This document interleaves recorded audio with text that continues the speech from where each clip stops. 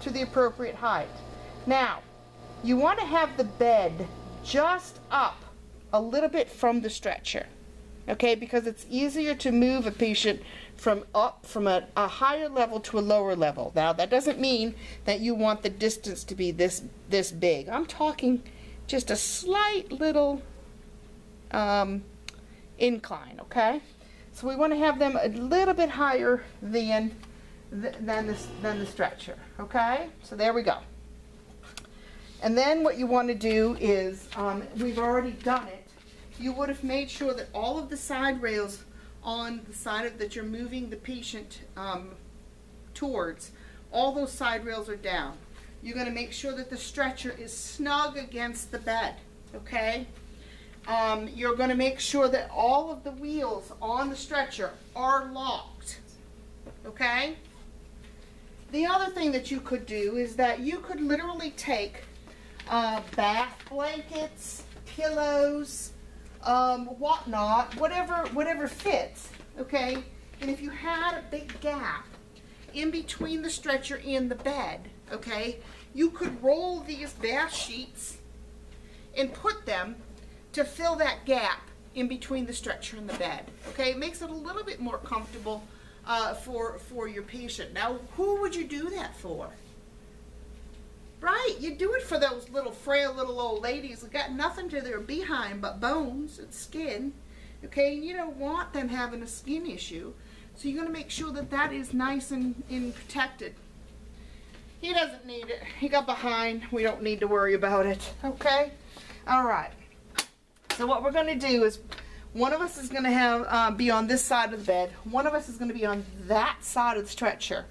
When you're moving somebody, you don't ever want to be one over there and down here on the foot of the bed, because what could happen is that stretcher could still move.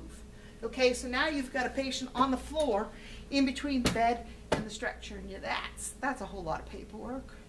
It's also, you know, not good for your patient. Okay, all right. So what you want to do is have somebody on that side of the stretcher.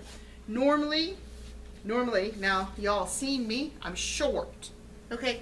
I don't normally get to be on this side of the stretcher because it's really hard for me to reach way over there to get a patient. So take that into consideration of who's helping you, who's tall, who's short, and what your capabilities are, okay? It may require more than 2 people. It may require 2 people on both sides and somebody carrying the feet or the head. Okay, so we want to make sure that we have enough appropriate people. For this one, we're just going to do it with 2 because he can kind of assist us, okay? So what you're going to do is you're going to loosen the sheets of the bed if you want to keep the patient covered. We're not going to, so that you can see what's going on. We're going to remove the sheets, the blankets. Okay, we're going to make sure that we are completely uncovered and able to move right over. You see this sheet? This is a lovely, lovely concept. Okay, we're going to use this to help us get him over there. Now, do you think us 2 women can move him in one fall swoop from here to the middle of that stretcher? No, probably not.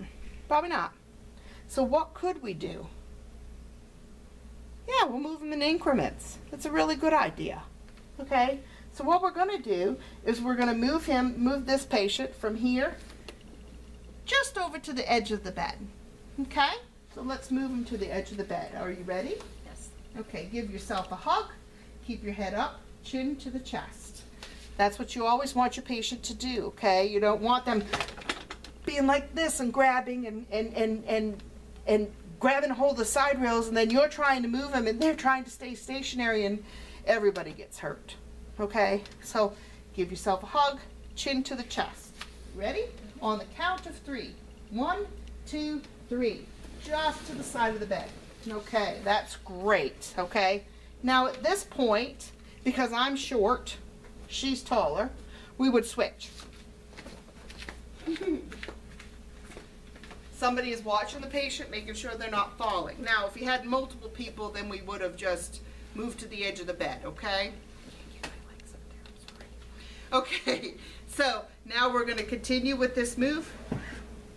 And we're gonna put this patient onto the stretcher. Ready? Are you ready? Yes. Okay, on the count of 3, legs low, knees bent. Okay, 1, 2, 3. There we go. Okay, and at this point we would bring over the pillow. We would elevate the head of the stretcher if our patient so wished, okay? We would make sure that the side rails go up on the stretcher. This one, oh, there it is. Side rails up on the stretcher before we went to move the stretcher, okay? And so that is to move a patient from the bed to the stretcher.